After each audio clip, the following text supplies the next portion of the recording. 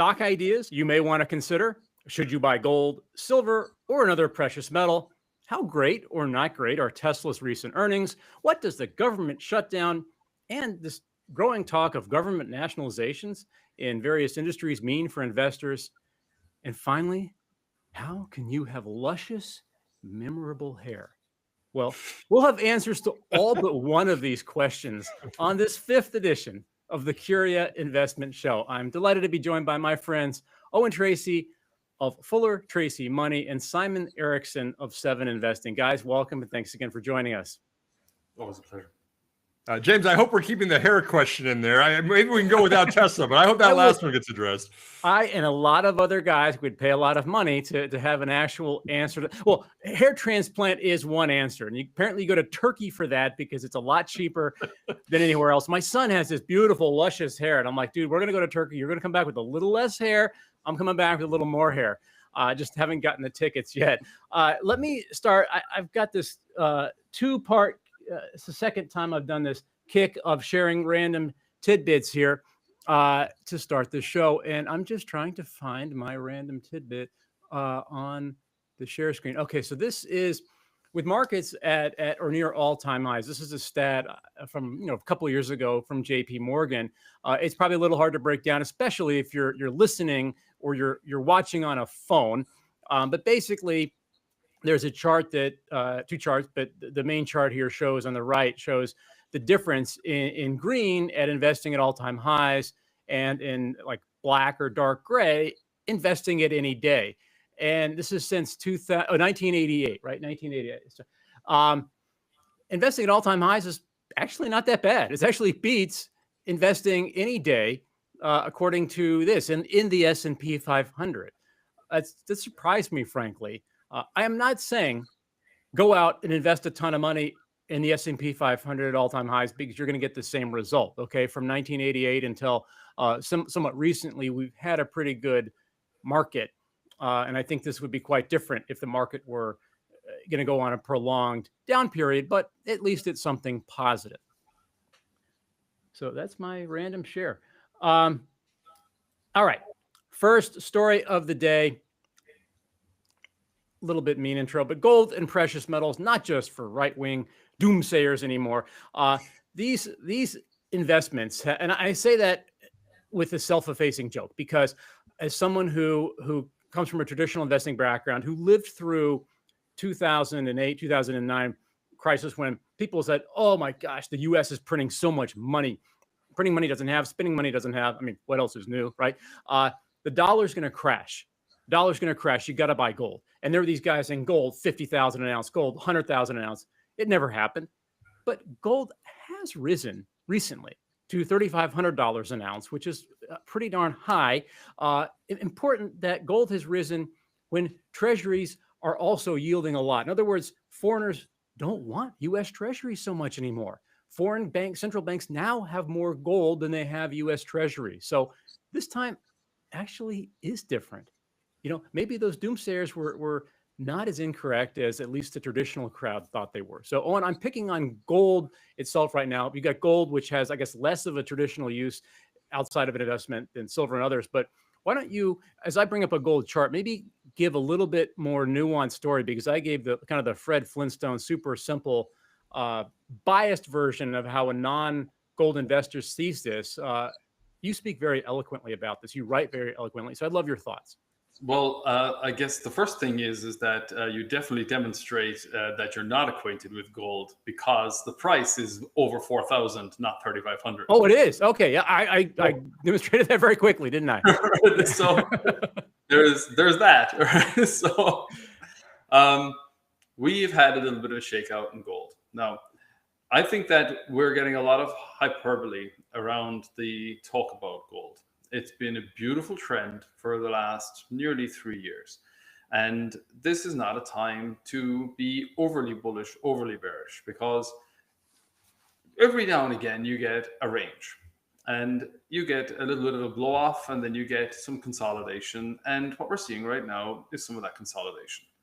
But then you have the kind of the big picture, because if you go back and think about 2008, gold went down a lot, but then it rocketed higher from about the lows in 2009 all the way through until 2011. And that was because the dollar was going down. And the only reason that gold peaked back then was because we had balanced budget initiatives in the USA. We had the Tea Party and divided government. And there was a lot of dispute about how much money was being spent. And all of that contributed to the dollar going up. Yeah. And can I just jump in on a very mechanical piece there for someone brand new, even newer than I am about this? It's not like gold is not like a stock where it just goes up and down, because gold is priced in US dollars, assuming you're looking at a gold dollar chart. If the dollar goes down, gold will go up basically in US dollars, right? Even though gold itself didn't do anything special. Is that accurate to say? It's basically one way to think about it is that gold is a reflection of how much your currency in your pocket is losing value. So gold doesn't move. Gold is just a metal. But how much of it you can buy depends on how valuable the currency in your pocket is. And if the dollar is losing purchasing power, that doesn't matter, because if people talk about a strong dollar or a weak dollar, it doesn't really matter, because that's a comparison with another fiat currency. But since governments all over the world are printing those currencies just move independent of each other. They're relative to each other. But the purchasing power of those currencies goes down over time. And that's why gold goes up over time. But something to be very aware of is that the vast majority of gains in the precious metal markets tend to happen in short bursts. And in between those short bursts, it goes sideways. And that can be very frustrating for people who buy right at the top, because then they have to go through multi-month periods where they're underwater and they have a loss of faith and they're worried about their positions. I think one of the most important things with commodities generally, but particularly gold, is you must be willing to buy it if you want to own it when it pulls back, because that's the optimal time that you're going to have an easy time holding gold. Because then if it goes into a range, well, then you're still reasonably profitable. And then when it does pop on the upside, well, then you're in a very comfortable position. So when you buy is almost as important as having the right view about the gold price. Interesting, the idea of gold is this fixed thing. In astronomy, they call it a parallax, like some distant mountain and you're driving and it doesn't seem to move relative to you. It's the fiat currencies that move up and down. That's an interesting perspective. So, Owen, if I'm looking at gold, let's say right now, but I think this also has silver on here somewhere. Silver, it's done roughly similar in recent months. Platinum and palladium to a lesser extent. Like, well, should the average investor be looking to buy these or not? What's your view? I think an average investor should have some precious metals in their portfolio. Then it really depends on how much risk you want. And I think there are two ways of thinking about it. Well, you can have gold, and gold is the least volatile. Now, if you go for silver is a much smaller market. It takes a lot less money to have a really big impact. And one of the kind of exciting things that's happening right now is that there is a short squeeze, because you have Diwali in India right now. Yep. And a lot of people... It's like their New Year or something, right? And they've been buying silver. Now, historically, they would have been buying gold, but gold is jolly expensive right now. So they've been buying physical silver. And that has created a massive global shortage of physical silver. So that has contributed to quite a lot of volatility in the silver price. And it has finally started catching up with gold. Now, you don't usually get a massive peak in gold prices until silver goes wild. And that's usually the indication that your precious metal bull market is coming to an end. Now, silver did get up to the historic peak around $50. And I think a pause around 50 is to be expected. But I don't think that this bull market is going to end until silver is trading well in excess of $100. So that will tell you where I think the price is likely to go. But there's going to be a lot of volatility between now and then. Owen, talking to you is sort of like about this topic is a bit like someone who comes to the US or UK and only speaks English and meets someone who's bilingual, like you're conversant in this totally different language of precious metals, which is very, very interesting to me. And you can put rhyme or reason to it in a way that most people can't. So it sounds like you would have it. If I put a number to it, like if I'm Joe, average investor, suburban person in the US, upper middle income, typical Curia watcher, let's say, are you talking about a low single digit, a 5%, a 10% allocation of precious metals in a typical portfolio? I think at least a 10% Wow. allocation. Okay. Okay. Yeah. That's high. But I would sacrifice the bond portfolio part of that as the allocation. And it's literally what investors are doing. They're stepping away from bonds and buying gold, especially central banks. Well, it's really central banks. I don't think it's insurance companies, and it's not big bond investors, but certainly central banks, because they don't want to be left holding treasuries if the USA decides they're going to do to another country what they did to Russia. What they did to Russia, they invaded Ukraine, and they weaponized the dollar. They took all of their sovereign reserves as basically ransom. And now they're talking about using those sovereign reserves to rebuild Ukraine. Well, it doesn't matter how you feel about that. But if you are a country and you think that you might fall victim to that kind of behavior, you can't hold treasuries. You have to own something else that's outside the financial system that you can hold domestically, physically. And this is going back really to the way things used to be before the world wars, because countries held their gold domestically. And in fact, a lot of the reason for wars was that you would send your army into another country to steal their gold. So it was booty and treasure. And some of the history around the Persian invasion of India before the British got there, that it took over 1,000 elephants to drag back the gold that they took out of India. So that's just that could be the future. If countries decide that they want to hold lots of gold, then that's going to be really attractive to their neighbors if they don't defend it. That also means that you need a military. Simon, I don't know if you're going to go get some firearms in case your neighbors come for your gold. I wouldn't store it on I do actually own some gold ETFs, but not much, not physical gold, excuse me. But speaking of, on quite the opposite end of the spectrum as far as investments go, is Tesla. I'm just bringing up the chart here on Google, which it's not moved too much in response to its recent earnings. I think, if I recall, sales were up, but profits were down. We did a little preview about Tesla's earnings last week. You are someone who put out a tremendously detailed valuation model on Tesla some months ago, if I recall. What is your take on what these Tesla earnings mean for investors? Absolutely, James. And so let's go 180 degrees in the opposite direction, like you said, with this complex beast we've come to know as Tesla. They did almost kind of exactly what we expected when we talked a week ago, right before the earnings. Revenues went up, profits went down. A lot of people were pulling forward their electric vehicle purchases before that September 30th deadline, where they got the EV tax credit of $7,500 here in the US. And we showed some concerns also, James, that the same thing was happening in China, where they were kind of going to get a less of a tax credit in 2026 and going forward. So maybe there's a little bit pushing the top line right now for Tesla, which of course is good for the revenue line item. One of the key reasons that profits were down, I believe 37% year over year, was because, tell me if you've heard this one before, Elon Musk invested even more in research and development. This is a company that always likes to have, exciting new projects and things to talk about. And that did certainly continue again for this quarter. James, something else I really want to talk about with Tesla is something I want to hit the table again, pound the table once more about the importance of the Robotaxi network. Mm-hmm. We mentioned it last time about how the valuation of Tesla today, whether you think the stock is overvalued or undervalued, I think 2/3 of Tesla's valuation is tied up in its potential to develop this Robotaxi network, which again is putting it more on the same plane as a company like an Uber and a Lyft or a mobility company than it is against the other automakers like a GM or Ford.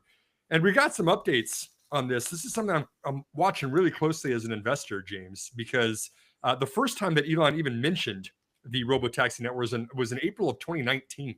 right? That was a long time ago, six years ago, basically, when he said, we're going to have a full self-driving, fleet of cars. There's going to be no drivers in there. We're just going to go around. We're going to pick people up.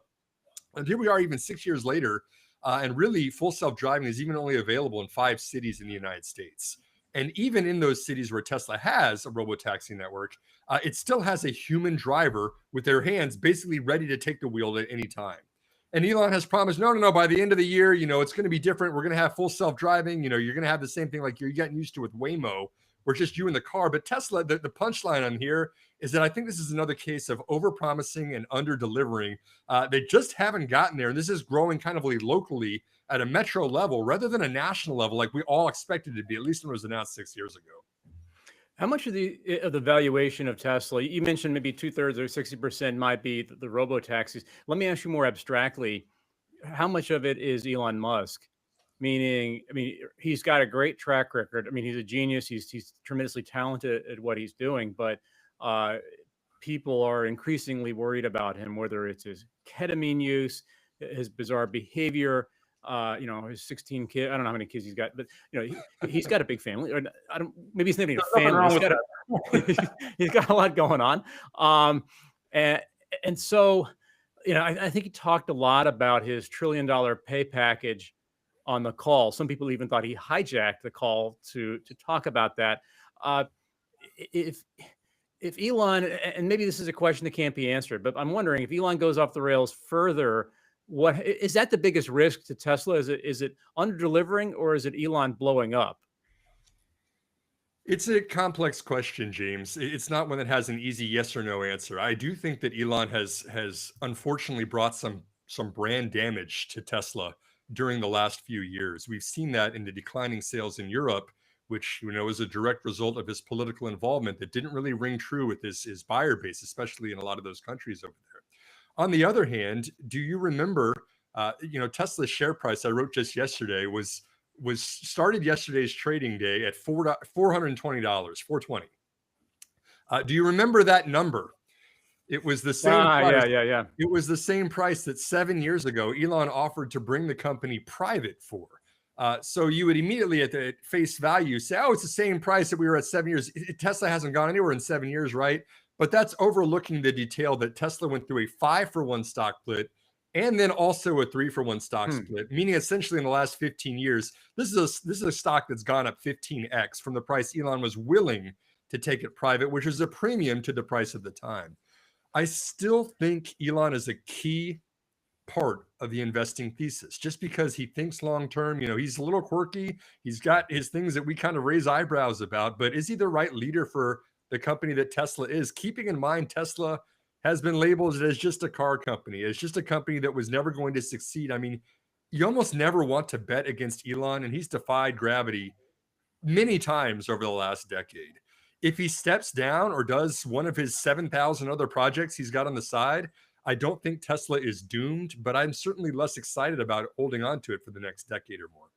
Yeah, just a side note about Elon. I don't know if you recall, it would be 2014, 2015. He came to the Motley Fool to talk when you and I were there. He was normal. Like, he was totally normal at the time. And maybe just power gets to people. You get an echo chamber. I don't know what it is, but he's changed substantially. It's just I think Trump was more normal long ago too. So it's sort of a progression. I would say though that, if you want to get into mobility, that you can definitely bet on Tesla, as they might deliver it. And I would say really that is the bet if you're going to buy Tesla, that it really is beside the point how many cars they're going to sell on any given quarter, because if they get mobility right, car sales are going to be irrelevant. So that's your bet with Tesla. But then you have to look at Alphabet, and all of their valuation is in Google and advertising, and Waymo is quite successful in the autonomy sector, but the valuation of Alphabet doesn't include that. It's absolutely meaningless. It's a blip.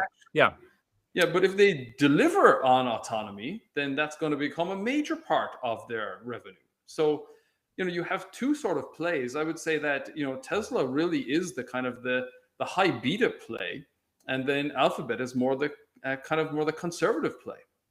And just to double click on that, Owen, when you say if you get mobility right, car sales almost don't matter or something like that, what you mean is, in theory, we could be living in a world where at least people in urban and suburban areas think of cars as a municipal service. Like, I just call a Tesla or whatever to come get me. I don't need to buy my own car unless I want to be like an Airbnb of cars kind of guy and rent them out. Is that what you mean? It'd be just kind of like a standard thing. Tesla takes you to Waffle House or something. Yes, exactly that. Yeah. Gotcha. And to put the bow on this, James, the 5 cities where it is available right now is Phoenix, Austin, LA, San Francisco, and Atlanta. 5 cities, the same cities where Waymo is competing. Waymo does not have a safety driver like Tesla is required to. Tesla's now in the 14th iteration of its software after 6 years, and it's still only available in 5 cities and is, head to head with a much larger competitor. Google is much larger still than Tesla is, especially in this space. So I think I'm hesitant that it's going to be the game changer that Tesla needs it to be. I probably agree with Owen that if you wanted a more conservative play on this, maybe Alphabet's one worth considering. Yep. All right. Moving on to our next story here on the lineup as I bring my notes up here. Let's talk about the shutdown. Morgan Stanley's government shutdown, which is still ongoing. It's was it second longest ever now? Maybe it's approaching the longest ever. Morgan Stanley says that each week the government is shut down, we lose 0.05% off of GDP. It doesn't sound too bad, and often that is typically recouped on the end. Now, I'm here in Alexandria, Virginia, just outside of Washington, D.C., and this is an area that is definitely disproportionately affected by the government shutdown. You got a lot of federal employees here, so it's probably worse in my area, but we're talking about the whole nation. Now, I heard an interesting point. I forgot who made it, but it's so true. Without media, there would be no shutdown. In other words, the shutdown is much less about economics and much more about political posturing. It's a very public fight, and you need a media to make that fight public. Otherwise, the shutdown has no value to either side. But all the same, there are some companies that are affected. Some healthcare stocks have been getting hit. Now, Owen, I'm just going to bring up this chart. This is probably the wrong chart. But this is the iShares U.S. Healthcare Providers ETF. It itself hasn't done, it took a dip, right? But it's coming back. I'm guessing, though, that there are some more specific companies that might be affected because the shutdown is ultimately a standoff over essentially Obamacare subsidies. So from your lens, how should investors be looking? Is this a buying opportunity for some of these beaten down stocks, basically? Well, I would say that the epicenter here is Molina Healthcare. Okay. That has come down like a stone over the last maybe 2 weeks. And a lot of the reason for that is because a lot of the plans that it has sold are on the healthcare marketplace. And most of the people who are shopping on the healthcare marketplace are those that are not getting insurance from their home or their firm or where they work. So, or they're using their subsidy that they're getting from the government. Now, I've got plenty of experience as someone who was on the marketplace because I was self-employed for a long time. So I was buying insurance when I lived in California on the marketplace, and I buy it through private when I now move in Texas because you can do that, whereas you can't do it in California. So there's also geographical differences in how this works. What I will say is that if you don't give people the subsidies that pay for half of their insurance and your company depends on those subsidies and those customers, then that's really a problem. So this is not a good story for health insurers that totally depend on the healthcare marketplace. Now, if we get a deal and there is some sort of subsidy is brought back, those shares are going to bounce. But if we get to a point where this does not get brought back and we do not get subsidies, well, then some of these companies are going to run into real trouble. So it's basically almost like a binomial bet if somebody's buying Molina Healthcare. I think for sure we will get a deal at some point. The shutdown is not going to continue forever. It's just, what is that deal going to be? Is it going to save those subsidies or not? And that's sort of the the black or white binary bet that you're making. If you want to, how would you bet on that? I'm just curious, and you don't have to be right. I'm just curious. Do you lean towards the subsidies being saved? My guess, at least, will be that there will be a fudge, that they will save the subsidies, but not for everybody. And perhaps it would be more that the government will kind of stand on their ground about offering subsidies to non-citizens. There might be something along those lines. I don't know how they would police that or how they could enforce it, but there might be some sort of wiggle around that. Yeah, there has to be an optical win, at least for both sides in Yes. in this kind of a thing. Otherwise, it's just not going to happen. But I think you're right. I think we'll get there. Shifting to a separate topic, but staying with the government theme, is nationalization. Nationalization has been a mixed bag for taxpayers. It's happened sometimes after, in 2008, 2009, for example, we partially nationalized some financial firms, partially nationalized some automakers. In some cases, the government made money. In a financial firm case, in some cases, they lost money, like with the automakers. That's what I remember, but I dug a little bit deeper. And this topic is du jour because we're talking about nationalizing, not just but nationalizing. We've already got a stake. The Department of Defense and Intel, DoD has got one in a rare earth material company called MP Materials. We talked about this recently. Quantum computing companies are now being talked about being forced to do a $10 million per company nationalization. I went back. This is actually a really good article on what's the nextsystem.org by Thomas Hanna. And this is a great picture. This guy was the CEO of Montgomery Ward, a U.S. department store that almost got nationalized. And as you can see in the photo, he didn't like the idea, so he got carried out. Right now, if you look at this chart, the nationalization that I know is just a small dot on the far right. The 2008 stuff. That's almost nothing compared to what the government has done around World War I, around World War II. Even in the 80s with some S&L companies. So this is kind of small beans nationalization that we're talking about compared to what the U.S. has done historically. But I think a chart like this misses something, and it's not a fault of the chart. It's just the motivation of the nationalization.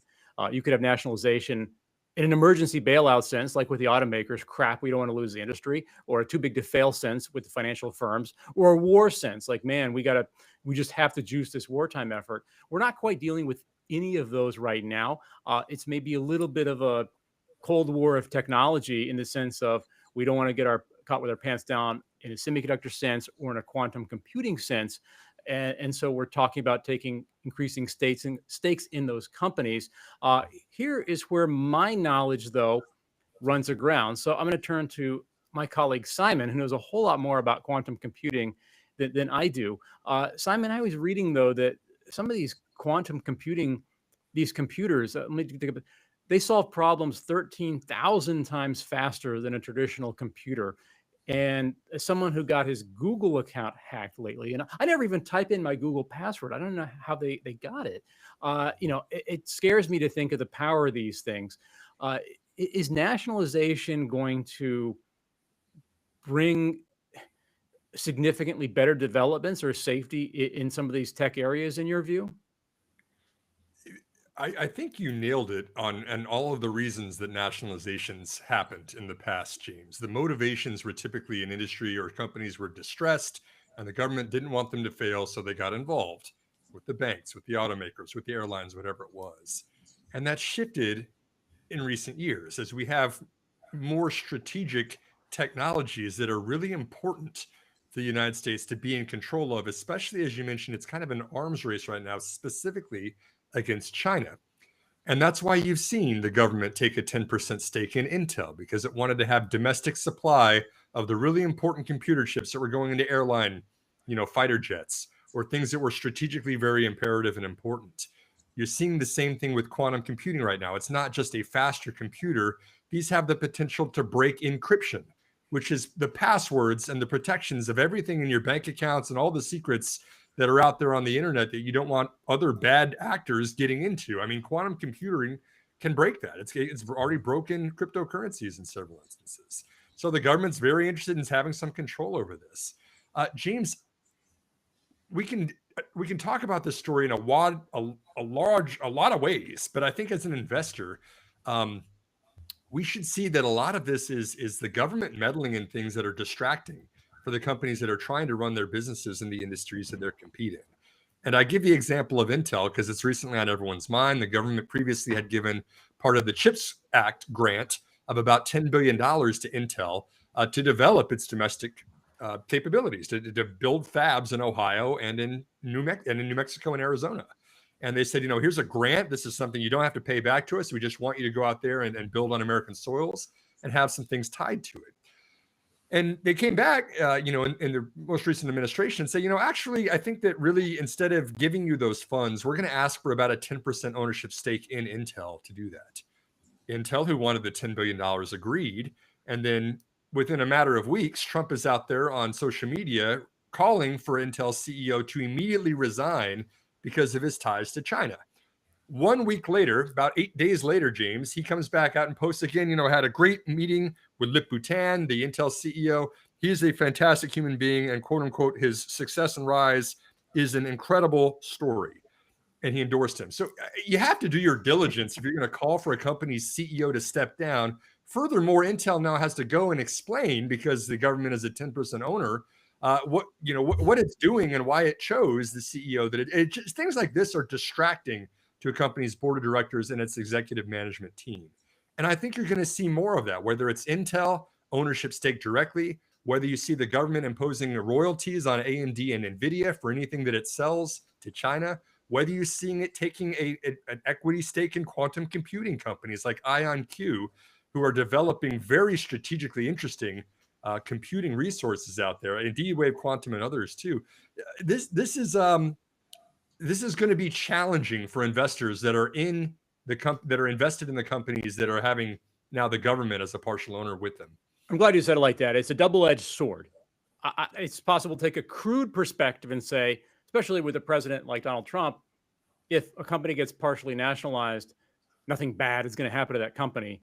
And that's probably true to an extent, but there's also a lot of fickle mercurial volatility and definitely there's a peanut gallery that's going to come with that equity stake. As investors, all of us, we know, especially in a private market sense, there are some investors that you don't want because they're too demanding. They're too pushy. They don't have the stomach to handle volatility, whatever it is. I'm not saying that the government is I think the government knows what it's getting into, broadly speaking, in a risk reward sense when it talks about nationalizing some of these companies. But it's a pressure, right? It's a pressure. And it's an equity stake now too. It's not just influence from the government where, you want to get a grant, so you play by the government's rules. Now the government is a stakeholder and owner of the company, of 10% of Intel stock. What does the government want to get out of this? Is it wanting to sell that stake in 5 years and make a tiny profit, at least tiny compared to the reserves of the U.S. government? I mean, things like this, I think it's mostly about control right now in strategically important areas, but it could be a financial consideration too. Yeah, I mean, it wouldn't make sense if it were just a financial investor. Go ahead, Owen, sorry. I think that's where it is, because you got to think that a lot of the people that are in the government right now come from a private equity property market background. And the way you use your equity is you borrow against it. So, we have sovereign reserves and they haven't really changed. And, like the USA has got about 8 tons of gold, but they have lots of other bits and pieces that could help to support the valuation. And national debt is a problem. The interest expense on the debt is a problem. But if you have additional assets and you have something that you can say, well, I have these other assets that I can borrow against, well, then your cost of capital goes down. So I think a lot of this is very clearly aimed at trying to reduce the cost of the interest rate for the US government. And what they're also doing, and I think this is actually much more strategic, is that they're negotiating to put a minimum price on rare earth metals. Now, that's actually directly supportive of the market. That's not just about taking equity. That is creating a market so that these mines actually exist and profit. It's this weird cousin of quantitative easing in a weird way, right? It would. I don't just having done business for 10 years with China and seeing how much the Chinese government supports its various key industries. It does make me a little bit worried when you see the U.S. is much more laissez-faire, and I do think in general the a free market economy guides correctly. Just it guides less emphatically, and so if we do buckle down as a nation here and put more effort into certain industries that are no doubt going to or little doubt going to be hugely important in the future, maybe that is better for the U.S. So I have mixed feelings about it, but I see a lot of positives. The way I kind of think about it is laissez-faire works fantastic if everybody does it. But laissez-faire doesn't work if you come up with a great idea and then a command control economy takes your idea and pumps unlimited cash into it. Your domestic companies go bust. They completely dominate your sector, but you invented it. That's what happened with China. So the only way that you can do something about that is you have to play the same game.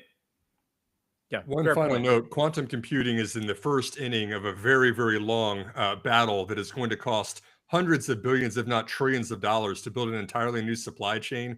There is absolutely no way that any of these startup companies that we're hearing about in the headlines today are going to have anywhere near enough capital to build out what's going to be required for quantum computing fabs.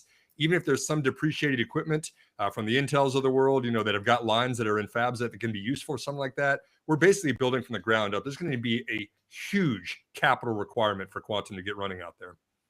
And if you look at the internet, at phones, at all so much technology that we enjoy now actually has the government, mostly the U.S. government, as some sort of original baseline backstopper. These things, Elon Musk is a huge beneficiary of U.S. government support. Huge benefit. Even though he bashes the government, he would not be anywhere near where he is now if he had not had lots and lots of support. So this is just a more overt way of that support reaching companies, you could argue. Although I guess ironically, they're buying on the secondary market. It doesn't literally go to the company. Yes, definitely. The government was supportive of all those companies and then gave up all their ownership. You've got the National Institute of Health puts all this money into biotech. You get fantastic results out of it, and they give away all the IP. Is that value? Now, you get innovation, you get a bigger economy, and I guess a bigger economy will deliver greater tax revenue. But in terms of the reward for the investment and the risk that the public takes, isn't it just reasonable that the government would hold like a 10% interest in what they actually seeded and invested in? Because that's how private equity works. You go find yourself a private equity investor who's going to put all the money down and take none of the reward. That kind of altruism does not exist in the world. True, but the counter to that is we do not want a cutting edge chip maker to operate with the same efficiency that the local DMV office does, right? Like it's more than just capital that's at stake here. The government has to create a system for these companies to be innovative. There's a reason Taiwan Semiconductor became the largest fab in the entire world on the small island that is Taiwan out there, right? The system was in place. You had the right leader at the helm. They were investing in front of the cost curve, and innovation was the focus of this. We'll see if it's more than just money that the government is bringing to Intel and the quantum computing companies that allows for them to be successful. And just to prove your prono, and I actually know a guy at NIH who's responsible for the out licensing of the technology, but the fact that it is, I think, just one guy proves your point. It's a small beans thing for them. Speaking of investments in more granular terms, let's go to what stocks we're looking at this week, or stocks or other investments. Again, these are not formal recommendations. We're not saying run out and buy them or run out and short sell them. These are things that we're watching, in some cases positively, in some cases with concern. So, Simon, I see a lot of eye movement on your screen. I'm guessing you're readying your stock idea. I'll let you go first if you got it ready. Yeah, this is what I'm early in my research for, James. I'm still a newbie in many ways to learning about the business, but I am excited about what looks to be pretty good potential for it. It's Schneider Electric. This is Schneider a Electric. France-based French company. You know, this is a company that's allowing for a lot of the power systems and discrete components. Germanic sounding name, but French. You know, things that are like transformers that are in a huge supply demand imbalance for the things that are supporting AI data centers out there, right? So data centers, you know, we always talk about the sexy things like the NVIDIA chips or the networking cards and stuff like that. We forget that there's still a lot of industrial boring things like converting voltages for power supplies that are not ready to see this inflection point of demand and the deals that are being done by open AI out there and such. So Transformers is one example of this, has got a 3-year lead time for new projects to even get built. This is going to be the bottleneck that's going to hold back the AI boom from growing at the pace that it wants to right now. A company like Schneider Electric is one that would be really in a good position to benefit from this, because it's just going to have, you know, the power to raise prices and to control, you know, the demand, the supply that's going to feed the demand out there. Very picks and shovelly kind of company. Owen, what's on your radar this week? One more thing, if you don't mind, James. James. Oh, yeah, sure. SBGSY are the ADRs, the American Depository Receipts for this French-based company. So unsponsored ADR. Yep, just taking a look. Yep. The one that I'm kind of interested in right now is Centrus Energy, because you have the build out of nuclear reactors, and you have every stalled program in the last decade starting to get a green light again. Just today, Brookfield announced that they're going to start rebuilding, or I guess finishing off the construction of 2 reactors in North Carolina. Now, the share pulled back by 30% this week, and there was a really big move in just about everything that has anything to do with speculative interest. So we had gold shares, we had nuclear, everything in the quantum sector, all of that pulled back, and now it's starting to bounce again. The reality is that the USA imports 90% of its nuclear fuel, and most of that comes from Russia. Now, they stockpiled before Russia stopped exporting, but those stockpiles are going to run out towards the middle to the end of 2026. And there's a frighteningly small number of companies that can ramp up production to meet that demand. Centrus is one of those. So I think it's a buy on the dip, and I think that it could be one of the best performers in 2026. Up 350% roughly year to date, or the past year, not the past year the past year, not year to date. I wonder if you could actually go there and look at Max on that chart. You just you got there. You've got year to date right now. If you Max. Oh, look at that. Yeah. Wow. Okay. So perspective. Now that is perspective, because all the way back in 2007, the USA was producing most of its own nuclear fuel. And after that, it started importing it from Russia. Well, if it stops importing from Russia, that share is going back to where it used to be. Interesting. Wow. Well, LEU is the ticker. Centrus Energy. Very interesting, Owen. All right. So mine is also a stock, kind of like Simon, something that I'm watching and haven't quite decided how I feel about it yet. It's Ferrari. Race is the ticker. This is interesting because it's really a story about branding. Ferrari's brand is awesome. One of the best brands in the world. Branding itself, by the way, is about 10% of Ferrari's revenue. Formula One is in there also, but that's not a big moneymaker. It's just brand licensing for, you know, jackets and hats and school lunch boxes. The brand is linked to fast cars, but it's also linked to throaty, loud cars. That's just part of the Ferrari essence. And it has one EV model that is just announced that's going to come out next year. I think it partly developed that with Apple. But the initial interest is not that great, and it's slow rolling its subsequent EVs. Lamborghini now, seeing this, is delaying its first EV to 2029 instead of 2028, the launch. Porsche has poor selling EVs. It's cut back plans. Stellantis was going to do a fancy sports carish kind of EV, also pulling back. And so the real question with Ferrari is, I mean, there's no doubt there's a phenomenal asset there. Can they make the leap to a cool EV car, or is it kind of like a Harley Davidson motorcycle? Harley Davidson patented the sound of its engines, which is supposed to sound like somebody saying potato repeatedly in a low voice. Exactly. And that's because they weren't that good. Like it shouldn't. That was like a flaw, but they ran with it. And so the question is, I mean, Ferrari's been a great stock. Can they make the leap? I don't know, but I'm starting to ask myself that question. I wonder, could we do the other way around? Could you put up Porsche? That'd be P911. It's in Germany. Yeah, 1 second here.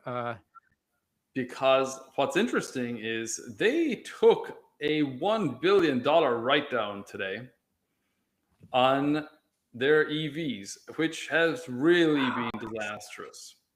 And what they're now saying is they're going to walk back the EV rollout. They're not going to be selling EVs. They're getting back to their knitting and producing cars that people actually want to buy. So now maybe the share is going to go up. Yeah, this is the value potential value stock of the car space. Look at that. Yeah, down 43% over the past 5 years for people just listening to the audio version of this. This is the Porsche stock. And Volkswagen sold their ownership in Porsche. Is that right? They used to have some that now they got rid of it. They kind of spun it off. Okay, yeah, that's what I thought. That's what I thought. It's actually the other way around. Is Porsche had a massive ownership of Volkswagen. Okay, got it. So, yep. How uninformed I am, but so Ferrari stock, maybe down a little bit, but it's in general a big riser. Porsche stock looks like quite a slide going from left to right, going down. So a much less attractive stock chart, but perhaps a value play if you're they also have a strong brand. They also make phenomenal products, just not beloved of the market right now. So speaking of questions, let us bring in our analyst, Xiaoping, who is going to toss a few audience questions. We're a little bit long on time, so we'll do this kind of quickly. Xiaoping, are you there and ready? Yes. Hello. All right. So the first question is from Peter. Is gold still a reliable hedge in a tech-driven economy? If not, what should we do? I think gold is a hedge against the loss in purchasing power of fiat currencies. So it really depends what you want to hedge, because there's a lot of speculative money goes into it. We saw in 2008 and 9, gold was not spared when stocks went down. So I really think that gold is something that is a hedge against the loss of your purchasing power rather than a kind of a stand-in for your equity. Thank you. And the second question is from Lindsay. If the Cybertruck flops and the Robotaxis remain delayed, how should we value Tesla going forward? Because the valuation is really high right now. I think of it in terms of what percentage do you give to Elon succeeding with the Robotaxi network, which is a weird way to think about it. You can say Tesla, you can make a claim, like I fundamentally claim that I think Tesla's worth around $750 a share if Elon succeeds with the Robotaxi network. If it does not, then it's worth a third of that, $250 a share, which is a lot lower than around the $450 it's trading at right now.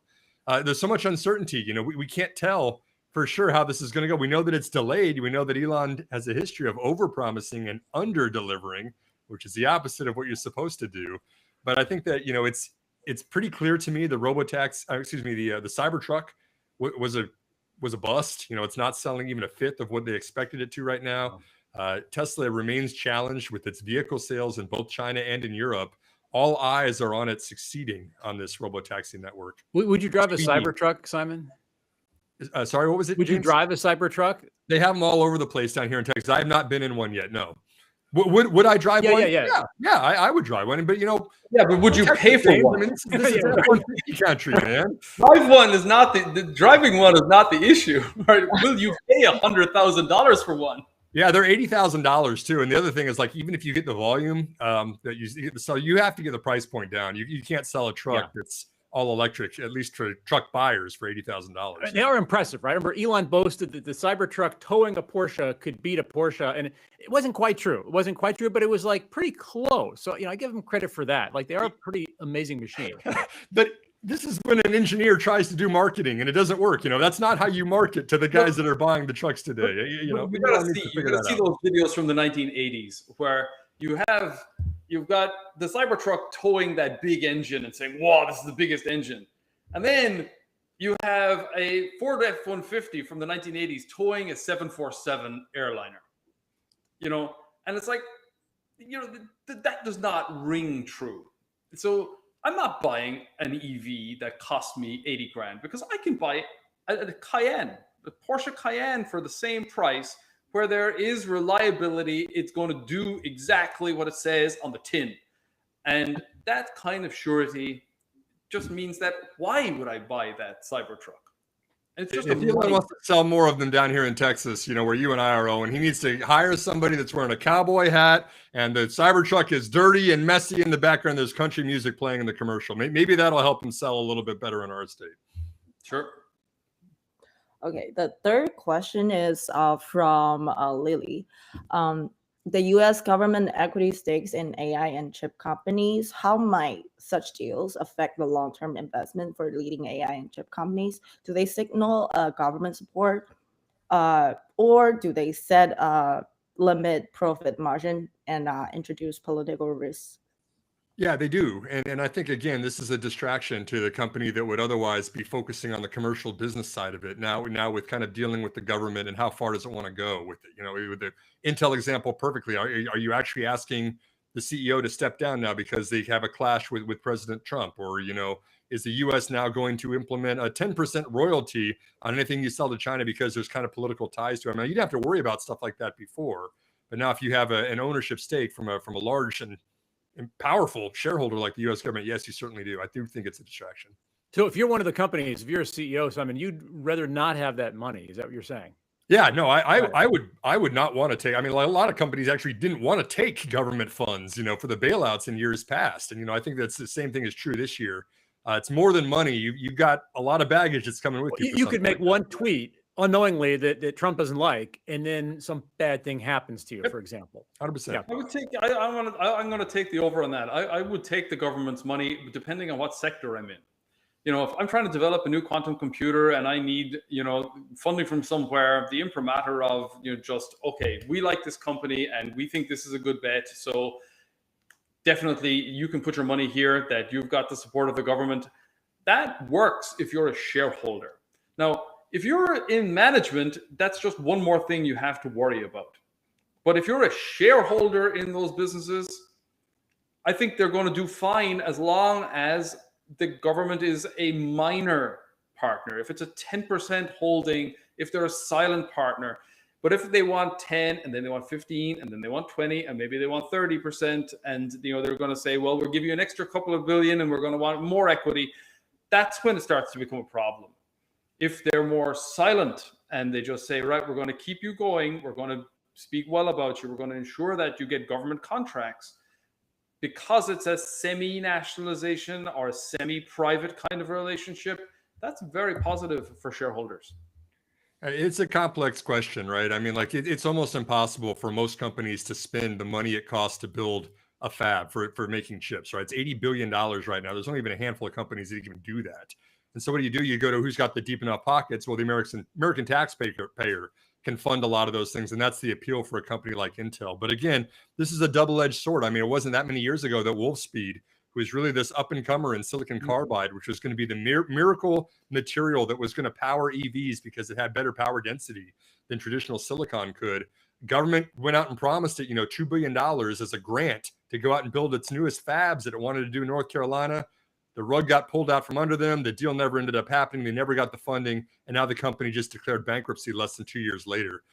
This is a capital intensive industry that certainly the government has an interest in getting a part of strategically. But as a shareholder, I'm pretty turned off by government funds in any manner. Yeah, that's all the question. Thank you, guys. Awesome. Well, thank you, Lily. Forgot some Peter and somebody else who asked those questions. We appreciate them. Xiaoping, thanks for jumping on to be the voice of the audience.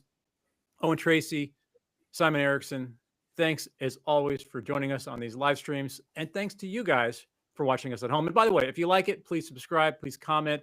If you want a summary of the key points from this live stream or any other, just drop an email, info@curiafinancial.com, and we'll get it right to you. Thanks, guys.